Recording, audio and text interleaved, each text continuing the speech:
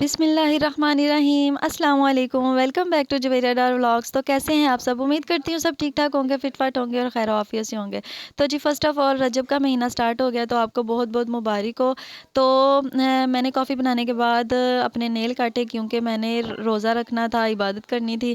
मैंने सुन्नत तरीके से अपने नेल काटे, राइट हैंड से शहादत वाली उंगली से स्टार्ट हुई और छोटी उंगली तक मैंने नेल काटे। फिर उसके बाद छोटी उंगली से स्टार्ट हुई और मैंने लेफ़्ट वाले हैंड के सारे नेल काटे। उसके बाद मैंने राइट वाले हैंड का जो अंगूठे का नेल रह गया था वो काटा, और ऐसे सुन्नत भी पूरी हो गई और नेल भी कट गए। मैंने कहा ऐसे अल्लाह से मुलाकात करनी है तो फिर अल्लाह को भी तो खुश करना चाहिए ना। तो फिर मैंने ईज़ा को बोला जाओ मेरे नेल जो है ना डस्टबिन में फेंक के आओ।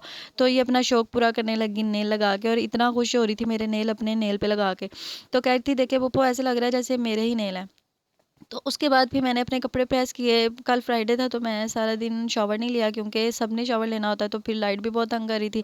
तो फिर इस वजह से मैंने, जब मुझे याद आया कि आज तो रजब है, रजब की चाँद रात है, तो आज तो सहरी भी है, तो ना फिर उसके बाद मैंने फिर अपने कपड़े प्रेस किए। तो मैंने बोला अब तो शॉवर लेना बनता है, तो हम किसी के यहाँ जाएँ तो फिर हम क्या करते हैं कि नए कपड़े पहनते हैं, नहाते हैं, खुशबू लगाते हैं, तो ऐसे जाते हैं। तो मैंने कहा अल्लाह से मुलाकात के लिए हम क्यों कपड़े नए नहीं पहनते और क्यों ऐसे नहीं करते।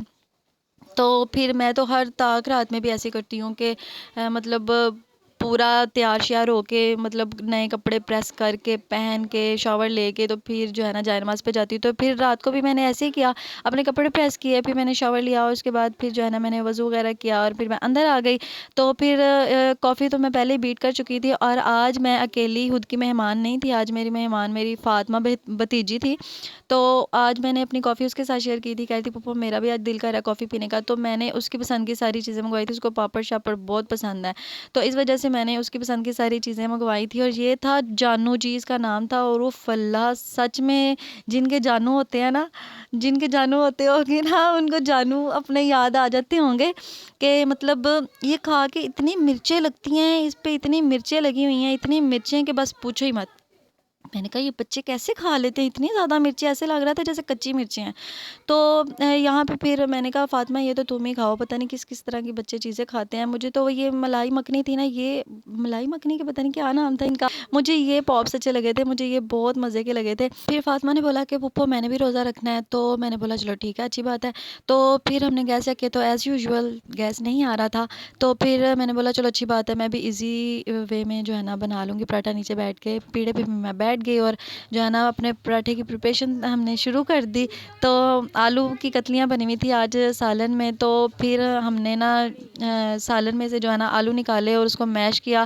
फिर उसके बाद मैंने पराठा बनाया, तो मैंने कहा हाय गोल बन जाए सही, किसी जो है ना जगह का नक्शा ही ना बन जाए। तो जी यहाँ पे देखे मेरा, मैं तो बड़ी खुश हो रही थी कि इतना गोल पराठा बन गया। तो फ़ातिमा भी खुश हो रही थी। फ़ातिमा कहती वाह पप्पू आपने तो गोल पराठा बना लिया है। तो आप सब ने मुझे कमेंट करके बताना है कि आलू का पराठा किस किस को पसंद है। तो फिर यहाँ पे अभी मेरा पराठा जो है ना मैंने बना लिया, तो इतने में जो है ना बब्बर शेर भी उठ गया था हमारी आवाज़ों से। तो फिर आप लोगों को पता ही है कि इसने भी अपना हिस्सा डालना ही होता है। फिर यहाँ पे मैंने अपना पराठा टेस्ट किया, फिर मैंने केचप खोली। तो आप लोगों ने मुझे कमेंट करके बताना है कि आप लोग आलू का पराठा केचप के साथ खाते हो या दही के साथ खाते हो। तो दही के साथ भी मज़ा आता है, लेकिन केचप के साथ भी अपना ही मज़ा है, ऐसा लगता है जैसे हम समोसा खा रहे हैं। तो जी अपना अपना टेस्ट है। फिर मैंने पराठा हाफ़ किया और हाफ़ पराठा फिर मैंने फ़ातिमा को दिया, और हाफ़ पराठा मैंने और बब्बर शेर ने शेयर करके खाया। तो हमें ये था कि टाइम बहुत कम है, तो इस वजह से फिर मैंने बस एक ही पराठा बनाया।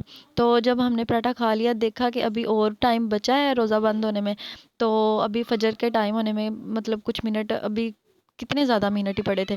तो फ़ातिमा कहती है पुप्पो अब तो हम एक और पराठा खा सकते हैं अभी तो। मैंने कहा अभी पराठा बनना भी तो है ना, सिलेंडर की गैस भी फिर इतनी वो नहीं होती। तो मैंने कहा चलो उठो अब हम ना नफ़ल पढ़ते हैं। फिर उसके बाद जो है ना हमने नफ़ल पढ़े। तो फिर उसके बाद हमने फ़जर की नमाज़ पढ़ी और दुआ मांगी। तो सबके लिए दुआएं की। और सानिया मुजाविर कल मुझे कमी बोल रही थी सिर्फ किन्नों ना छीलने पे, ठीक है। तो अब ज़रा गौर से मेरा व्लॉग देख लेना, मैंने ना आलू वाला पराठा बनाया है अकेली ने, वो भी सहरी में, ठीक है ना। आप मुझे निकम्मी नहीं बोलना, आता मुझे सारा कुछ ही है। तो जी आज मैंने आप लोगों से एक वो और बात शेयर करनी है, वो ये कि मैं टिकटॉक स्क्रॉल कर रही थी, तो मैं बहुत ज़्यादा सैड हो गई वो देख के कि सफ़ीर अहमद नाम है, स्कॉटलैंड में रहते हैं। वो रिसेंटली जो है ना पैरालाइज़ हुए हैं बाइक एक्सीडेंट में। बिल्कुल पहले ठीक-ठाक थे, जैसे मैं बिल्कुल पहले ठीक थी, तो मैं उनकी सिचुएशन इस टाइम समझ सकती हूँ कि वो उन पे क्या बीत रही होगी और वो मतलब कै किस डिप्रेशन में होंगे।